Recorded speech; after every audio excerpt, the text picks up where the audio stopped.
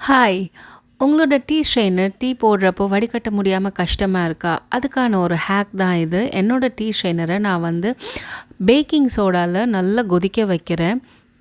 நல்லா கொதிச்சு கொஞ்சம் ஆறுன அப்புறம் நம்ம வந்து ஸ்க்ரப் போட்டு க்ளீன் பண்ணலாம். இது வந்து பார்த்திங்கன்னா வந்து நல்லா பிடிச்சிருக்கு. பட் பேக்கிங் சோடா இருக்கு இல்லையா? அது வந்து என்ன பண்ணும்னா, ரொம்ப லைட்டா இருக்கிற அதாவது நெறைய அடையாம இருக்கிற இத வந்து ஈஸியா வந்து க்ளீன் பண்ண வச்சுரும். நான் வந்து அந்த எட்ஜஸ்ல இருக்கிற அழுக்கெல்லாம் கூட எடுத்துட்டுருக்கேன். இப்போ இந்த டீ ஸ்ட்ரெயினர் வந்து எனக்கு ரொம்ப ஹெவியா இருக்கு. அது பேக்கிங் சோடா பண்ண முடியல. அதனால நான் என்ன பண்ணுறேன்னா, இந்த மாதிரி அடுப்ப பத்த வச்சு அதில ஸ்ட்ரெயிட்டா காட்டுறேன். லைட்டா அது மேல ஃப்ளேம் படணும். கார்னர்ஸ்ல படக்கூடாது. அப்படி பட்டுச்சுன்னா, அந்த டீ உள்ள மாட்டிட்டுருக்கு இல்லையா? அதெல்லாம் எரிஞ்சு போயிடும். ஸோ ஈஸியாயிடும். பார்த்தீங்கன்னா, நல்லா கிளியராவே ஆயிருக்கு.